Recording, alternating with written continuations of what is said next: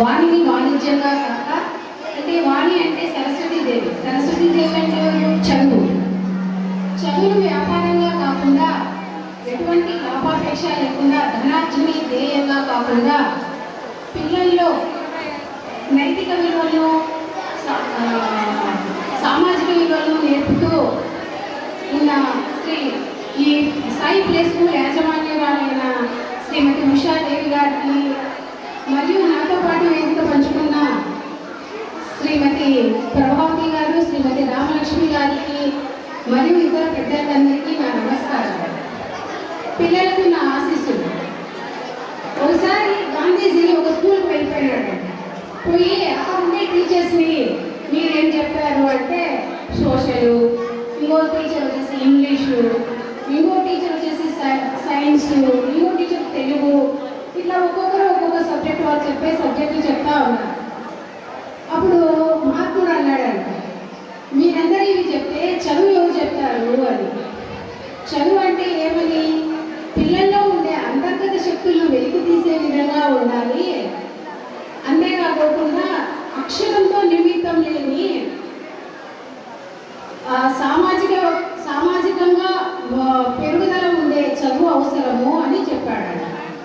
అంటే అటువంటి సామాజిక విలువలు, నైతిక విలువల దిశగా పిల్లలకు చదువు నేర్పుతున్న ఈ పాఠశాల యాజమాన్యానికి నా నమస్కారాలు తెలియజేస్తూ, పిల్లల్లో అంతర్గత శక్తులు ఉండాలి. అందులో ఇన్నేట్ టెండెన్సీస్ ఒకటి.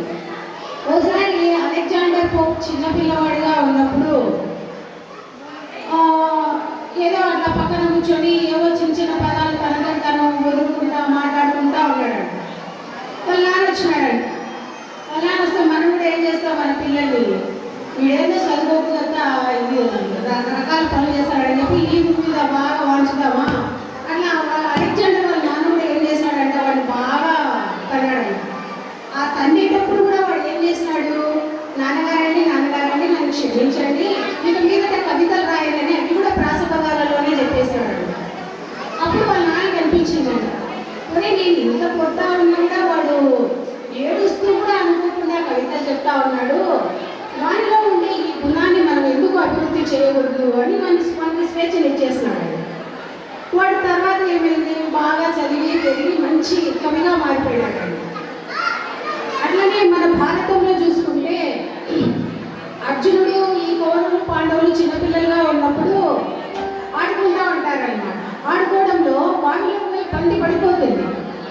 బంతి పడిపోయినప్పుడు ఎవరు దాన్ని బయటికి తీయలేరు. అప్పుడు అర్జునుడు ఏం చేస్తాడు, ఒక బాణానికి ఇంకో బాణం పుచ్చి అట్లా ఒక బాణంతో ఒక తాడులాగా తయారు చేసి బావిలో ఉండే బంతిని బయటికి తీస్తాడు. అది గురువైన ద్రోణాచార్యుడు గమనిస్తాడు అన్నమాట. గమనించి ఆ పిల్లవాడు అతను ఏం చేశాడు, అర్జునుడు చివరికి సవ్యసాచం చేశాడు అన్నమాట.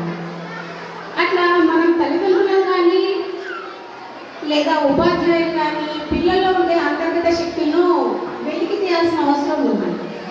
అట్లనే ప్రశ్నించడం కూడా నేర్పించాలి పిల్లలకి.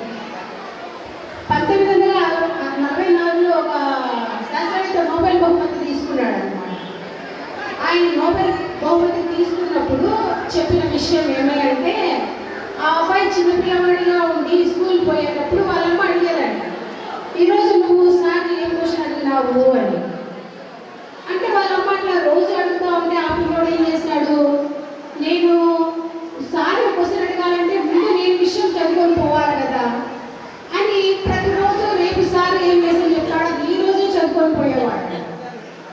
ఆ రకంగా పిల్లవాడికి అట్లా చదువుకొని ముందుగానే చదువుకొని అట్లా చదవడం వల్ల అబ్బాయి విద్యలో బాగా రాణించి భౌతిక శాస్త్రంలో నోబెల్ బహుమతి వచ్చింది అన్నమాట. అప్పుడు మా అమ్మ నన్ను ఇట్లా అడగడం వల్లనే నాకు ఈ బహుమతి వచ్చింది అని అతను చెప్పాడు. అట్లనే త్రిపురనేని గోపీచంద్ అనే ఒక ఆయన ఒక పుస్తకం రాసి ఆ పుస్తకం యొక్క మొదటి పేజీలో ఎందుకు అని నేర్పిన మా నాన్నకి ఈ పుస్తకం అంకితము అని రాశాడు. అట్లనే ఇంకొక ఆయన జర్నలిస్ట్ ఏం చేశాడు, నాకు 6 ఫ్రెండ్స్ అని చెప్పినాడు. అంటే ఎవరు ఎక్కడ ఏమి ఎలా ఇవన్నీ కలిసి నా ఫ్రెండ్స్ అని చెప్పినాడు. అట్లా పిల్లలకి ప్రశ్నించే తత్వాన్ని కూడా మనం నేర్పాలి. అట్లనే అనుబంధ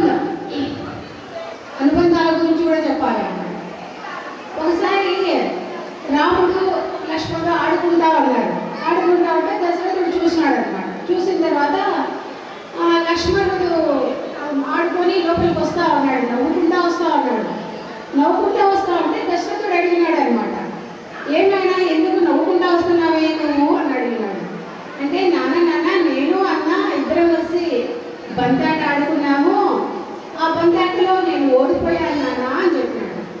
నువ్వు ఓడిపోతే ఏడ్సాలు కానీ నవ్వుతున్నావేమి అని అడిగితే అన్న గెలిచాడు కదా నాన్న అన్నాడు. తర్వాత లక్ష్మణుడిలోకి వెళ్ళిపోయినాడు. మళ్ళీ కొంచెం సేపటికి రాముడు వస్తూ ఉన్నాడు. ఎట్లా వస్తున్నాడు? ఏడ్చుకుంటా వస్తూ ఉన్నాడు. ఏడ్చుకుంటా వస్తుంటే దశరథుడు ఏమైనా ఏడుస్తున్నావే అని అడిగితే, నాన్న నేను తమ్ముడు ఇద్దరం కలిసి బంతాట ఆడుతున్నాము, అందులో తమ్ముడు ఓడిపోయినాడు నాన్న, నేను గెలిచాను అన్నాడు. నువ్వు గెలిస్తే నవ్వాలి కానీ ఏడుస్తున్నావు ఎందుకు అని అంటే, తమ్ముడు ఓడిపోయినాడు కదా నాన్న అని అన్నాడు. అంటే తమ్ముడు ఓడిపోయినందుకు అన్న ఏడుస్తున్నాడు, అన్న గెలిచినందుకు తమ్ముడు సంతోషిస్తూ ఉన్నాడు. కాబట్టి ఇటువంటి అనుబంధాన్ని మనము పిల్లలకి నేర్పాలి అన్నమాట. అట్లనే ఇంకా అనుబంధము, ఈ ప్రశ్నించే తత్వము, అట్లనే ధైర్యం కూడా నేర్పాలి. ఒకసారి అల్లూరి సీతారామరాజు వాళ్ళ నాన్నతో వెంకట రామరాజుతో గోదావరి తీరాన నడుచుకుంటా వెళ్తూ ఉన్నాడు. నడుచుకుంటా పోయేటప్పుడు ఒక ఆంగ్ల గుర్రం మీద పోతా ఎదురొచ్చినాడు. ఎదురొస్తే ఆ కాలంలో ఆంగ్ల దొరలు వస్తే భయపడి మన వాళ్ళు నమస్కారం దొర అని చెప్తా ఉన్నారు. అట్లా ఈ పిల్లవాడు భయపడి నమస్కారం దొర అని అంటే వాళ్ళ నాన్న చెంప చెల్లు అనిపించినాడు. అట్లని నువ్వు ఎప్పుడూ భయపడకూడదు, అట్లా భయపడితే మనము వాళ్ళకి లొంగిపోయినట్లయితే అది ధైర్యంగా ఉండాలా అని చెప్పినాడు. ఆ తర్వాత నుంచి అల్లూరి సీతారామరాజు ఎట్లా తయారైనాడో మనకు చరిత్ర అంతా తెలుసు. తను భయపడిన ఆంగ్లేయులను గజగజలు ఆడించినాడు అన్నమాట. అట్లనే వివేకానందుడు చెప్పాడు, పిరికితనము మరణంతో సమానము, కాబట్టి భయరహితులు కండి, భయరహితులు అయినప్పుడే మన జీవితం జాగృతం అవుతుంది అని చెప్పినాడు. ఈ రకమైన దిశలో చిన్నపిల్లలు అట్లనే వినయం అన్నమాట.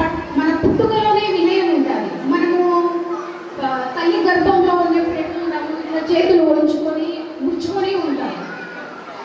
అట్లనే ఒక మొక్క మొలకెత్తేటప్పుడు చూస్తే రెండు ఆకులు నమస్కారం చేస్తున్నట్లు, భూమికి నమస్కారం చేస్తున్నట్లు ఉంటాయి. అట్లనే మనం ఒక గదిలో వెలుతురు రావాలంటే ఏం చేయాలి? స్విచ్ వేయాలి. స్విచ్ ఎట్లుంటుంది? పైకి ఉంటుంది, దాన్ని కిందికి వేస్తేనే మనకు వెలుగు వస్తుంది. అట్లా వినయం కలిగినప్పుడే మనలో ఉండే విలువలు బాగుంటాయి. విద్యా దదాతి వినయం అని అంటారు.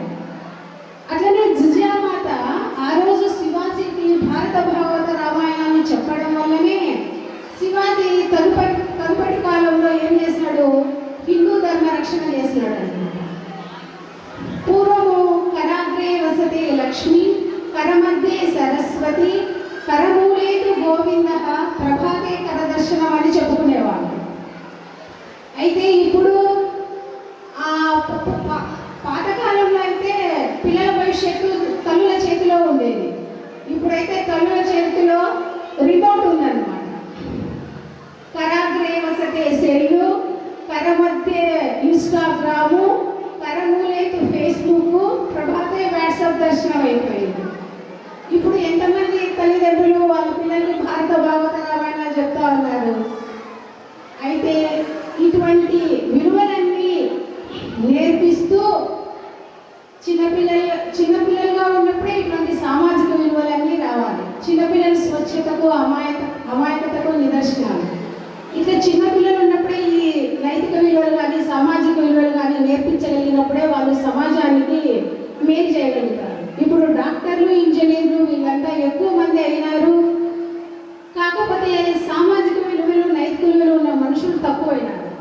అటువంటి విలువలు నేర్పిస్తున్నారు ఈ యాజమాన్యం వాళ్ళు. ఇప్పుడు బిల్ గార్డెన్ కూడా బీటెక్ చదివినాడు. అయితే ఏమైంది? 1000 మంది చావుకు కారణమైనాడు. ఎందుకు? నైతిక విలువలు లేని చదవడం వల్ల. కాబట్టి ఇటువంటి నైతిక విలువలు నేర్పిస్తున్న యాజమాన్యానికి దినదినాభివృద్ధి కాకుండా మనస్ఫూర్తిగా క్షణాభివృద్ధి చెందాలని కోరుకుంటూ